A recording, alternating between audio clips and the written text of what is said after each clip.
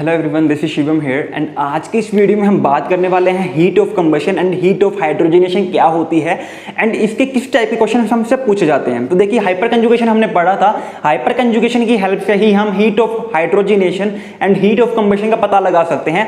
Question किस type का आता है? क्वेश्चन इस टाइप का आता है कि हमें जो है 3 से 4 मॉलिक्यूल गिवन होते हैं एंड हमसे पूछा जाता है कि इनमें किसकी हीट ऑफ कंबशन या फिर किसकी हीट ऑफ हाइड्रोजनेशन जो है सबसे ज्यादा हमें देखने को मिलेगी, या फिर हमसे पूछा जाता है कि इन्हें जो है increasing order of heat of combustion या फिर increasing order of heat of hydrogenation की फॉर्म में अरेंज करना होता है। ठीक है, तो आज की वीडियो में हम यही देखने वाले हैं कि इनको कैसे फाइंड आउट करते हैं।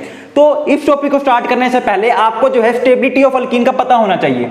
आपको जो है ये पता होना चाहिए कि मेरे पास जो भी गिवन अल्कीन है उसमें ज्यादा स्टेबल कौन सी अल्कीन देखने को मिलेगी। एंड हमने पढ़ा था अल्कीन के अंदर क्या होते हैं, हमारे पास अल्फा हाइड्रोजन प्रेजेंट होंगे, बिल्कुल प्रेजेंट होंगे अल्फा हाइड्रोजन अल्कीन के अंदर। तो हम जो है अल्कीन की जो स्टेबिलिटी है वो on the basis of hyper conjugation find out कर सकते हैं। ठीक है, तो हाइपर कंजुगेशन हमें हेल्प कर सकता है अल्कीन की स्टेबिलिटी को फाइंड आउट करने में। फॉर एग्जाम्पल, हमने क्या बताया था हाइपर कंजुगेशन के अंदर कि हाइपर कंजुगेशन के अंदर जो स्टेबिलिटी होती है, जो स्टेबिलिटी मेरी है वो डायरेक्टली प्रोपोर्शनल होती है नंबर ऑफ अल्फा हाइड्रोजन के, कि जितने ज्यादा अल्फा हाइड्रोजन मुझे देखने को मिलेंगे उतनी ही ज्यादा मुझे स्टेबिलिटी देखने को मिलेगी। राइट, तो अब एग्जांपल मेरे पास क्या है, मान लीजिए मेरे पास एक एग्जांपल है ये, एक एग्जांपल है मेरे पास ये, और एक एग्जांपल मेरे पास है ये। अब मुझसे पूछा हुआ है कि बताओ इनमें जो है सबसे ज्यादा स्टेबिलिटी किस अल्कीन की होगी, उसको अरेंज करना है। तो हमें क्या करना है, हमें सिर्फ और सिर्फ number of alpha hydrogen find out करने हैं। जहां पर नंबर ऑफ अल्फा हाइड्रोजन ज्यादा होंगे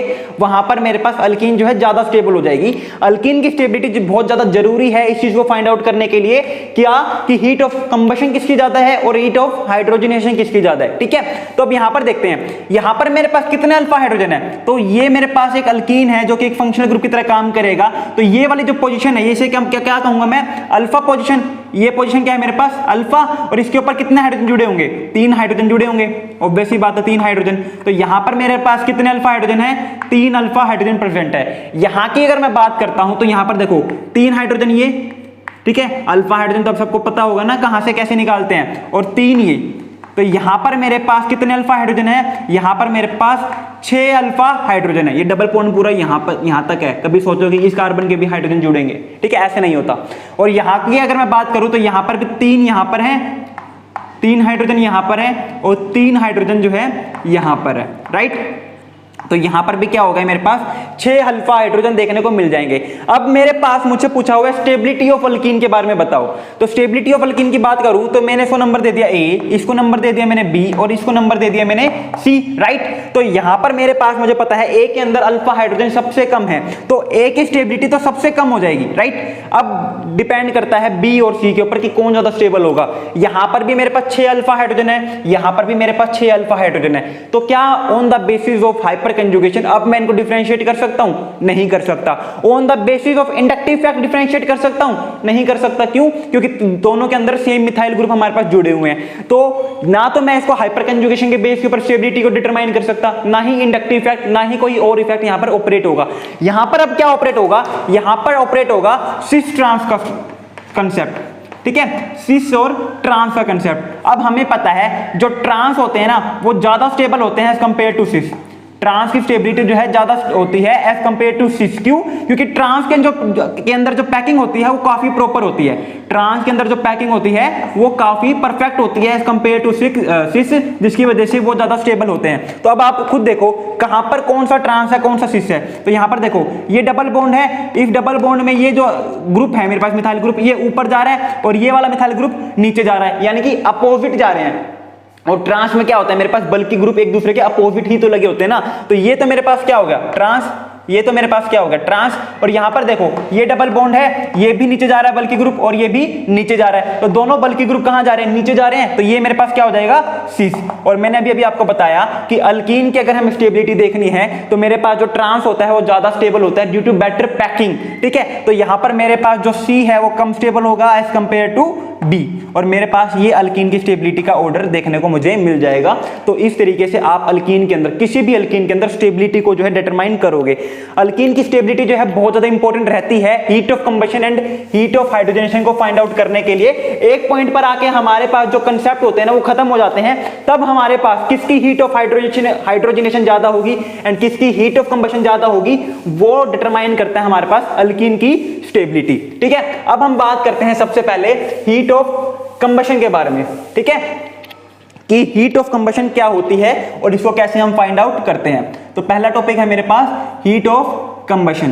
तो देखिए कंबशन का मतलब क्या होता है। कंबशन का मतलब होता है ऑक्सीजन की प्रेजेंस में किसी भी चीज का बर्न होना। कंबशन का मतलब क्या होता है, ऑक्सीजन की प्रेजेंस में किसी भी चीज का बर्न होना और हमें क्या दे देना, कोई भी प्रोडक्ट बी दे देना, बी दे देना। ठीक है, फॉर एग्जांपल मेरे पास मीथेन है, मान लीजिए मीथेन है, इसका मैं कंबशन करवा रहा हूं। कंबशन का मतलब क्या है, एक्सेस ऑफ ऑक्सीजन की प्रेजेंस में मैं इसको बर्न कर रहा हूं। ठीक है, और ये मुझे क्या दे देगा, हमेशा CO2 प्लस में H2 दे देगा।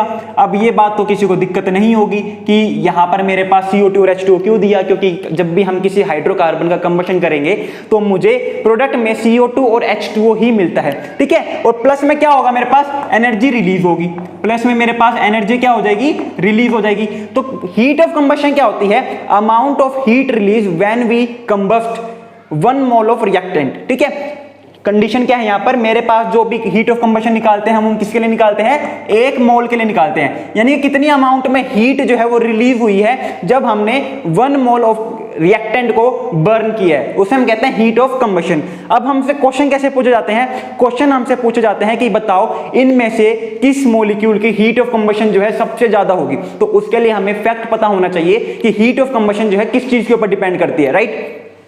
तो एक बात तो याद रखना, हमेशा ये डिफाइन होती है 1 मोल के लिए। अब मैं हीट ऑफ कंबशन की बात करूं तो हीट ऑफ कंबशन जो है 2 चीजों के ऊपर डिपेंड करती है। हीट ऑफ कंबशन जो है 2 चीजों के ऊपर डिपेंड करती है।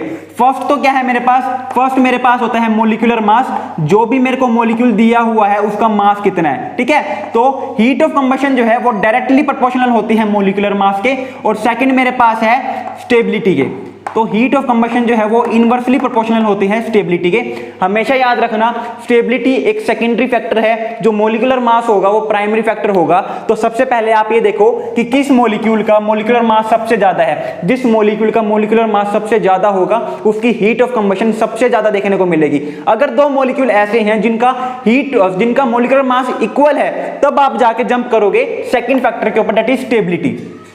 तब आप कहां पर जंप करोगे, स्टेबिलिटी वाले फैक्टर के ऊपर। वरना पहले आपको डिसाइड करना होता है मॉलिक्यूलर मास की हेल्प से। सबको समझ में आ रहा है। अब देखो मेरे पास एग्जांपल के तौर पर एक क्वेश्चन है, इसके अंदर हमें बताना है arrange in increasing order of heat of combustion. Increasing order बताना हमें हीट ऑफ कंबशन का। इंक्रीजिंग ऑर्डर यहां पर हमें क्या देखने को मिलेगा। एग्जांपल के तौर पर मेरे पास क्या है, एग्जांपल के तौर पर मेरे पास है एक ये और एक ये। थोड़ी देर पहले जो हमने एग्जांपल लिया था वही ले लेते हैं, ठीक है, ताकि आपको समझ में आ जाए अच्छे से। आपको स्टेबिलिटी ऑर्डर तो यहाँ पे पता चल ही गया था। तो हमें बताना है increasing order of heat of combustion क्या देखने को मिलेगा। तो हमें पता है हीट ऑफ कंबशन देखने के लिए मुझे सबसे पहले किसके ऊपर जंप करना पड़ता है, मॉलिक्यूलर मास के ऊपर, एंड देन मुझे जंप करना है अगर इक्वल है तो स्टेबिलिटी के ऊपर। तो मॉलिक्यूलर मास सबसे ज्यादा किसका है, सबसे कम तो इसका हो जाएगा, क्योंकि यहाँ पर कितने मेरे पास 3 कार्बन एटम है, यहाँ पर मेरे पास 4 कार्बन एटम है, यहाँ पर मेरे पास कितने कार्बन एटम है, 4 कार्बन एटम है। तो अब देखो मॉलिक्यूलर मास इसका भी सेम है, इसका भी सेम है, यानी कि अब मेरे पास मॉलिक्यूलर मास जो है वो डिसाइड नहीं कर सकता किसकी हीट ऑफ कंबशन ज्यादा होगी। तो कौन डिसाइड करेगा, स्टेबिलिटी, क्योंकि हीट ऑफ कंबशन जो है इनवर्सली प्रोपोर्शनल होती है स्टेबिलिटी के। क्यों, जो मॉलिक्यूल जितना ज्यादा स्टेबल हो जाएगा वो उतनी ही मुश्किल से क्या करेगा, कम बर्न करेगा। क्यों, क्योंकि बर्न करने के बाद उसको पता है उसको किसी और चीज में कन्वर्ट हो जाना है। और एक स्टेबल रिएक्टेंट कभी भी बर्न नहीं करना चाहता। क्यों, क्योंकि वो स्टेबल है यार, उसको जरूरत ही नहीं है किसी और चीज में कन्वर्ट होने की, क्योंकि वो पहले से स्टेबल है, वो अकेला रह सकता है। ठीक है, तो अब हमें यहां पर क्या देखना पड़ेगा, दोनों का मॉलिक्यूलर मास सेम है, तो मुझे देखना पड़ेगा स्टेबिलिटी को। और मुझे पता है इसकी स्टेबिलिटी ज्यादा होगी इससे। ठीक है, ये ज्यादा स्टेबल है क्योंकि ये क्या है मेरे पास, ट्रांस, ये मेरे पास क्या है, ट्रांस। तो अब मेरे पास ऑर्डर क्या आ जाएगा, इसको मैंने नाम दिया मान लो ए, इसको दिया बी, इसको दे दिया मैंने सी। तो सबसे ज्यादा हीट ऑफ कंबशन सी की आएगी, उसके बाद बी की आएगी एंड देन मेरे पास ए की आएगी। सी की सबसे ज्यादा क्यों, एक तो मोलिकुलर मास ज्यादा है, ठीक है, एज कंपेयर टू ए, और दूसरी बात सिस जो है अल्कीन जो होती है वो कम स्टेबल होती है एज कंपेयर टू ट्रांस। अब आपके माइंड में क्वेश्चन अराइज हो रहा होगा सर हमने बी को पहले क्यों रखा ए के कंपेयर में, जबकि बी तो ज्यादा स्टेबल है, बी तो ज्यादा स्टेबल है एज कंपेयर टू ए। लेकिन आप खुद सोचो ना, मैंने क्या बताया, सबसे पहले आपको मोलिकुलर मास देखना है, मोलिकुलर मास तो बी का ज्यादा है ना as compare to A, molecular mass तो बी का ज्यादा है एज कंपेयर टू ए। तो पहले तो मैं मोलिकुलर मास के बेस के ऊपर ही जज करूंगा मेरे हीट ऑफ कंबशन को, उसके बाद अगर वो इक्वल हो रहा होगा जैसे बी और सी में, तब जाके मैं स्टेबिलिटी को चेकआउट करता हूं। तो मोलिकुलर मास बी का ज्यादा है एज कंपेयर टू ए, तो हीट ऑफ कंबशन जो है वो बी की ही ज्यादा होगी एज कंपेयर टू ए। ठीक है, सबको समझ में आ रहा है, कोई दिक्कत नहीं, यहाँ पे कोई दिक्कत नहीं है। बस इतना याद रखना कि आपकी हीट ऑफ कंबशन जो है वो हमेशा 1 मोल के लिए डिसाइड होती है, कभी भी 2 मोल 3 मोल 4 मोल इनके लिए हम हीट ऑफ कंबशन नहीं बता सकते हैं। अब मेरे पास चलो एक और एग्जांपल ले लेता हूं ताकि आपको क्लियर हो जाए। मान लीजिए मेरे पास एक क्वेश्चन है, एक यहां पर अल्कीन है। अब ये कंप्लीटली जो है मैं आपको स्टेबिलिटी बेस्ड बता देता हूँ हीट ऑफ कंबशन, ताकि आपको अल्कीन की स्टेबिलिटी जो है वो अच्छे से बतानी आ जाए। अब देखो मुझे बताना है यहाँ पे हीट ऑफ कंबशन का ऑर्डर क्या रहेगा, इंक्रीजिंग ऑर्डर ही बताना है हमें। तो देखो सारे के सारे मॉलिक्यूल मेरे पास सेम है, सबके अंदर equal number of carbon atom है, यानी कि तीनों का मॉलिक्यूलर मास सेम होगा, इसमें कोई डाउट नहीं है, तीनों का मॉलिक्यूलर मास सेम होगा, यानी कि मैं यहां पर हीट ऑफ कंबशन को on the basis of molecular mass determine नहीं कर पाऊंगा। लेकिन यहां पर तीनों में अब मुझे जंप करना है यानी कि स्टेबिलिटी के ऊपर, और मुझे पता है हीट ऑफ कंबशन जो है वो इनवर्सली प्रोपोर्शनल होती है स्टेबिलिटी के, और स्टेबिलिटी अब हमें निकालनी पड़ेगी क्योंकि मुझे मॉलिक्यूलर मास के बेस के ऊपर जज नहीं कर सकता हूं किसकी हीट ऑफ कंबशन ज्यादा है, क्योंकि तीनों का मॉलिक्यूलर मास सेम है। तो स्टेबिलिटी हमें बतानी है, तो हमें पता है अल्कीन के अंदर हम स्टेबिलिटी कैसे बताते हैं, on the basis of hyper conjugation. हम कहते हैं ना जितनी ज्यादा सब्स्टिट्यूटेड अल्कीन होती है उतनी ज्यादा वो स्टेबल होती है। क्यों, क्योंकि जितनी ज्यादा सब्स्टिट्यूटेड अल्कीन होगी ना उतने ही ज्यादा उसके अंदर हाइपर कंजुगेशन स्ट्रक्चर ज्यादा बनते हैं, और जितने ज्यादा हाइपर कंजुगेशन स्ट्रक्चर ज्यादा बनेंगे वो उतना ही ज्यादा स्टेबल हो जाता है, राइट। तो यहां पर देखते हैं, अब मैं जल्दी जल्दी बताता हूं कहां पर कितने अल्फा हाइड्रोजन है। यहां पर मेरे पास 3 अल्फा हाइड्रोजन, यहां पे 3 अल्फा हाइड्रोजन, यहां पे 2 अल्फा हाइड्रोजन यहां के, और 2 अल्फा हाइड्रोजन मेरे पास यहां के। तो टोटल कितने हो गए मेरे पास, यहां पे 10 अल्फा हाइड्रोजन देखने को मिल गए। यहां की अगर मैं बात करूं तो देखिए अल्फा कार्बन एक ये है, तो 3 अल्फा हाइड्रोजन ये रहे, 1 अल्फा कार्बन ये रहा, यहां पर 2 अल्फा हाइड्रोजन और 1 अल्फा हाइड्रोजन मेरे पास ये रहा, यानी कि 1 अल्फा हाइड्रोजन यहां पे मेरे पास पा जाएगा। तो यहां पे मेरे पास 3 4 5 6 अल्फा हाइड्रोजन देखने को मिल जाएंगे। यहां पर 10 है, यहां पर 6 अल्फा हाइड्रोजन है। अल्फा हाइड्रोजन फाइंड आउट करने में गलती मत करना, जो डबल बॉन्डेड 2 कार्बन है ना उससे जो नेक्स्ट कार्बन होगा वही अल्फा कार्बन होगा, और उससे जो अटैच हाइड्रोजन होंगे वो अल्फा हाइड्रोजन होंगे। देखो एक बार बता देता हूं ताकि बच्चों को दिक्कत ना हो, ये डबल बॉन्डेड है मेरे पास, ये डबल बॉन्डेड सिस्टम है, राइट। इससे नेक्स्ट कार्बन जो होगा वो अल्फा कार्बन कहलाया जाएगा। तो ये डबल बॉन्डेड है, इससे नेक्स्ट कार्बन क्या है, ये वाला, तो यहां पे मेरे पास कितने हाइड्रोजन होंगे, 3 हाइड्रोजन। इससे ये डबल बॉन्डेड है, इससे नेक्स्ट कार्बन है कि ये भी है, और यहां पे कितने हाइड्रोजन अटैच होंगे, 1 हाइड्रोजन अटैच होगा, तो 1 अल्फा हाइड्रोजन। ये डबल बॉन्ड यहां पर है, तो इससे नेक्स्ट जो कार्बन होगा वो क्या होगा, मेरे पास 1 अल्फा कार्बन होगा, और इसके साथ कितने हाइड्रोजन अटैच होंगे, 2 हाइड्रोजन अटैच होंगे। तो दिक्कत मत खाना, गलती मत करना अल्फा हाइड्रोजन फाइंड आउट करने में, ठीक है। वीडियो पॉज करो, इसके अंदर खुद से बताओ कितने अल्फा हाइड्रोजन होंगे, ठीक है, जल्दी से बता दो। यहां पर मैं इतने लिख देता हूं, यहां पे मेरे पास 2 अल्फा हाइड्रोजन ये रहे, 2 अल्फा हाइड्रोजन ये रहे, यानी कि यहां पर मेरे पास 4 अल्फा हाइड्रोजन है। तो मुझे पता है हीट ऑफ कंबशन जो है वो इनवर्सली प्रोपोर्शनल होता है स्टेबिलिटी के, तो मेरे पास यहां पर हीट ऑफ कंबशन का ऑर्डर क्या आ जाएगा, ये ए है, ये बी है, ये सी है, तो सबसे ज्यादा सी का, फिर आ जाएगा बी का, और फिर आ जाएगा मेरे पास ए का। ये मेरे पास हीट ऑफ कंबशन का ऑर्डर आ जाएगा। सबको समझ में आ गई कि हीट ऑफ कंबशन हम किसी भी मॉलिक्यूल के अंदर कैसे निकालते हैं, राइट। अब चलो हम बात करते हैं हीट ऑफ हाइड्रोजनेशन को लेके, कि हीट ऑफ हाइड्रोजनेशन हम कैसे निकालते हैं, ठीक है। सेम है heat of hydrogenation as compared as heat of combustion, थोड़ा सा फर्क हो जाता है। हीट ऑफ हाइड्रोजनेशन क्या होता है मेरे पास, हीट ऑफ हाइड्रोजनेशन होता है जब मैं 1 मोल रिएक्टेंट को हाइड्रोजन प्रोवाइड करके उसको रिड्यूस कर रहा हूं, यानी कि हाइड्रोजनेशन करवा रहा हूं वहां पे, तब कितनी अमाउंट में हीट निकल रही है उसे हम क्या कहते हैं, उसे हम कहते हैं हीट ऑफ हाइड्रोजनेशन। कहने का मतलब क्या है, मेरे पास एक अल्कीन है, ठीक है, इसको मैंने H2 प्रोवाइड कर दिया, यहां पे मेरे पास क्या बन जाएगा, यहां पर मेरे पास ये अल्केन बन जाएगा। तो अब मेरे पास यहां पर कितनी हीट रिलीज हुई है, यहां पे अब कितनी हीट रिलीज हुई है, उसी को हम क्या कहते हैं, हीट ऑफ हाइड्रोजनेशन। क्यों, एक मोल रिएक्टेंट था मेरे पास, उसको मैंने हाइड्रोजनेट करवा दिया, हाइड्रोजन प्रोवाइड करके रिड्यूस करवा दिया, अब जो हीट रिलीज होती है उसी को हम कहते हैं हीट ऑफ हाइड्रोजनेशन। और जो मेरे पास हीट ऑफ हाइड्रोजनेशन होती है, जो मेरे पास हीट ऑफ हाइड्रोजनेशन होती है, उसके अगर मैं फैक्टर बताऊं किस चीज के ऊपर डिपेंड करती है, तो हीट ऑफ हाइड्रोजनेशन जो है डायरेक्टली प्रोपोर्शनल होती है नंबर ऑफ पाई बॉन्ड के, वो डायरेक्टली प्रोपोर्शनल होती है नंबर ऑफ पाई बॉन्ड के। जितने ज्यादा पाई बॉन्ड प्रेजेंट होंगे मॉलिक्यूल के अंदर, उतने ही ज्यादा हमें हाइड्रोजन प्रोवाइड करने पड़ेंगे एंड उतनी ही ज्यादा हमारे पास हीट रिलीज होके निकलती है। तो जितने ज्यादा नंबर ऑफ पाई बॉन्ड, उतनी ही ज्यादा हीट ऑफ हाइड्रोजनेशन हमें देखने को मिल जाएगी। एंड दूसरे फैक्टर की बात करूं तो हीट ऑफ हाइड्रोजनेशन जो है वो इनवर्सली प्रोपोर्शनल होती है स्टेबिलिटी के, वो इनवर्सली प्रोपोर्शनल होती है स्टेबिलिटी के, just like heat of combustion. अगर मेरे पास कोई भी रिएक्टेंट जो है स्टेबल हो रहा होगा, तो वो क्यों ही हाइड्रोजन से जो है रिड्यूस होना चाहेगा, नहीं होगा, ऑब्वियस ही बात है। यहां पर जितनी ज्यादा मेरे पास ये अल्कीन स्टेबल होगी, उतनी ही मुश्किल से ये इस हाइड्रोजन को ग्रैब करके रिड्यूस होना चाहेगी। इसीलिए हीट ऑफ हाइड्रोजनेशन जो है वो भी इनवर्सली प्रोपोर्शनल होती है किसके, स्टेबिलिटी के। कोई दिक्कत नहीं है। अब चलो बात करते हैं क्वेश्चन को लेके, ठीक है, क्वेश्चन को लेके बात करते हैं। क्वेश्चन से पहले आपको एक छोटी सी चीज बता देता हूं मैं, जो आपको पता होनी चाहिए। मेरे पास जो है डाई इन सिस्टम है, मान लीजिए मेरे पास डाई इन सिस्टम है, तो मेरे पास डाई इन सिस्टम जो है दो टाइप के होते हैं, एक तो कंजुगेटेड, एक तो मेरे पास क्या होगा कंजुगेटेड, और एक मेरे पास क्या होगा, एक मेरे पास होगा एकदम डिफरेंट विदाउट कंजुगेशन। तो ये मेरे पास क्या है, कंजुगेशन में प्रेजेंट है, कंजुगेशन यहाँ पे मेरे पास प्रेजेंट है।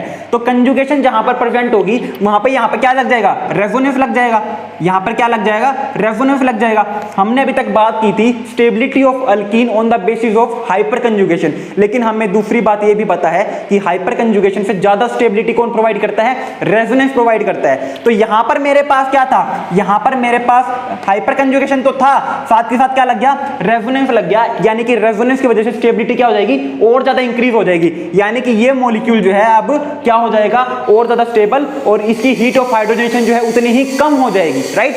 लेकिन यहां पर क्या है, यहां पर सिर्फ और सिर्फ हाइपर कंजुगेशन लगेगा, यहां पर सिर्फ और सिर्फ क्या लगेगा, हाइपर कंजुगेशन लगेगा। क्यों, क्योंकि ये जो है रेजोनेंस का पार्ट नहीं है, ये रेजोनेंस नहीं जाएगा। रेजोनेंस के लिए बहुत सारी कंडीशन होती है जो मैंने आपको अच्छे से करवाई हुई है, ये बात आपको पता होनी चाहिए। ये मॉलिक्यूल रेजोनेंस में पार्टिसिपेट नहीं कर सकता है, ठीक है।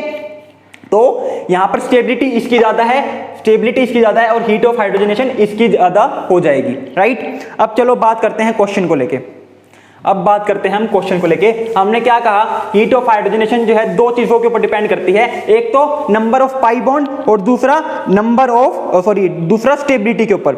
अब एग्जांपल के तौर पर मेरे पास क्या है, मेरे पास एक एग्जांपल है, मान लीजिए एक हेक्सेन की रिंग है जिसके अंदर एक पाई बॉन्ड है, एक हेक्सेन की रिंग है मेरे पास जिसके अंदर दो पाई बॉन्ड है, और एक हेक्सेन की रिंग है जिसके अंदर दो पाई बॉन्ड है लेकिन अपोजिट प्रेजेंट है, राइट। ये तीन मेरे पास सिस्टम प्रेजेंट है।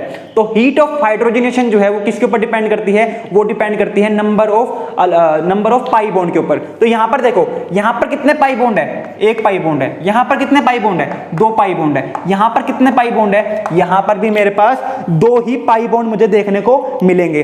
अब हमें क्या देखना है, हमें देखना है जितने ज्यादा नंबर ऑफ पाई बॉन्ड उतनी ही ज्यादा हीट ऑफ हाइड्रोजनेशन। पहला फैक्टर ये, अगर number of pi bond equal होंगे ना, तब हम देखते हैं स्टेबिलिटी को। तो यहां पर हमें समझ में आ गया, यहां पर एक पाई बॉन्ड है तो सबसे कम हीट ऑफ हाइड्रोजनेशन इसकी हो जाएगी, ठीक है। जस्ट लाइक कंबशन, सबसे पहले चेक करो आप नंबर ऑफ पाई बॉन्ड, वो इक्वल हो तब जाके आप डिसाइड करोगे स्टेबिलिटी के बेसिस के ऊपर, ठीक है। तो यहां पर देखो, यहां पर मेरे पास एक पाई बॉन्ड है तो ये सबसे कम स्टेबल हो जाएगी, ये ए, ये बी और ये सी। तो ए वाला जो है सबसे कम स्टेबल है, सॉरी ए वाला जो है उसकी सबसे कम हीट ऑफ हाइड्रोजनेशन मेरे पास हो जाएगी। क्यों, क्योंकि सबसे कम हीट ऑफ हाइड्रोजनेशन क्यों होगी, क्योंकि एक ही पाई बॉन्ड इसके अंदर प्रेजेंट है। अब यहां पर भी दो पाई बॉन्ड है, यहां पर भी दो पाई बॉन्ड है, तो on the basis of pi bond मैं यहां पर कंपेयर नहीं कर सकता हूं हीट ऑफ हाइड्रोजनेशन को। तो मुझे कहां पर जंप करना पड़ेगा, सेकंड फैक्टर के ऊपर जंप करना पड़ेगा। और सेकंड फैक्टर क्या कहता है मुझे, on the basis of stability. तो स्टेबिलिटी जिसकी ज्यादा उसकी हीट ऑफ हाइड्रोजनेशन कम। तो हमें पता है, ये देखो, ये मेरे पास क्या है, कंजुगेटेड डाइईन सिस्टम है। ये मेरे पास क्या प्रेजेंट है, कंजुगेटेड डाइईन सिस्टम। और कंजुगेशन प्रेजेंट है तो ये क्या हो जाएगा, रेजोनेंस का पार्ट बन जाएगा। ये क्या बन जाएगा, रेजोनेंस का पार्ट बन जाएगा। तो ये क्या होगा, ये यहां पर जाएगा और ये यहां पर चला जाएगा, और यहां पर मेरे पास रेजोनेटिंग स्ट्रक्चर यानी कि पॉसिबल है। और रेजोनेंस है तो स्टेबिलिटी जो है इसकी ज्यादा हो जाएगी, यानी कि। और यहां पर देखो, यहां पर क्या है मेरे पास, यहां पर मेरे पास दोनों जो एक डाइईन सिस्टम जो प्रेजेंट है वो एकदम अलग अलग प्रेजेंट है, सेपरेट डाइईन सिस्टम है ये। तो यहां पर कोई भी रेजोनेंस नहीं होगा, तो रेजोनेंस नहीं होगा तो इसकी स्टेबिलिटी जो है वो क्या होगी, कम होगी as compare to second one, stability less. तो जिसकी स्टेबिलिटी ज्यादा उसकी हीट ऑफ हाइड्रोजनेशन कम, और जिसकी स्टेबिलिटी कम उसकी हीट ऑफ हाइड्रोजनेशन ज्यादा। तो मेरे पास जो है ए, फिर आ जाएगा बी, क्योंकि बी ज्यादा स्टेबल है मेरे पास, तो हीट ऑफ हाइड्रोजनेशन कम हो जाएगी, और देन मेरे को देखने को मिल जाएगा सी। तो इस तरीके से हम जो है किसी भी मॉलिक्यूल के अंदर हीट ऑफ हाइड्रोजनेशन का जो है पता लगा सकते हैं कि किसकी हीट ऑफ हाइड्रोजनेशन ज्यादा होगी एंड किसकी हीट ऑफ हाइड्रोजनेशन कम होगी। चलो अब आपके लिए क्वेश्चन दे रहा हूं मैं करने के लिए, खुद से आपको बताना है कि हीट ऑफ हाइड्रोजनेशन जो है वो किसकी ज्यादा होगी और किसकी कम मुझे देखने को मिलेगी। एक मेरे पास सिस्टम है ये, एक मेरे पास सिस्टम है ये, और एक मेरे पास सिस्टम है ये। यहां पर आपको बताना है हीट ऑफ हाइड्रोजनेशन, चलो दोनों बता देना। इसके अंदर आपको मुझे हीट ऑफ हाइड्रोजनेशन का भी ऑर्डर बताना है एंड हीट ऑफ कंबशन का भी ऑर्डर बताना है। दोनों ही एक तरीके से हो जाएंगे, क्योंकि दोनों के अंदर हमारे पास सेम ही चीजें अप्लाई होती हैं, दोनों अल्कीन के अंदर ही हम बात करते हैं। तो आप मुझे बताना कि इसके अंदर किसकी हीट ऑफ हाइड्रोजनेशन ज्यादा होगी, क्या ऑर्डर होगा, इंक्रीजिंग ऑर्डर में बताना है, इंक्रीजिंग ऑर्डर में, और किसका मेरे पास हीट ऑफ कंबशन मुझे ज्यादा देखने को मिलेगी। सो आई होप वीडियो अच्छी लगी होगी, समझ में आई होगी, एक नया कंसेप्ट जानने को मिला होगा। कोई भी डाउट हो कमेंट सेक्शन में कमेंट कर देना, इंस्टाग्राम पे फॉलो कर लेना, या फिर टेलीग्राम पे मैंने ग्रुप बनाया हुआ है, जैसे कि मैंने कई बार बोला है, तो उस टेलीग्राम ग्रुप को ज्वाइन कर लो, ताकि मैं आपको क्वेश्चन प्रोवाइड करता रहूं, वहां पे कुछ चीजें शेयर कर सकूं, कुछ नए कंसेप्ट वहां पे हम बता सके, बातें कर सके, आपके जो भी डाउट्स है, जो भी प्रॉब्लम्स है, आप मुझे साथ शेयर कर सको। So thank you very much, have a good day.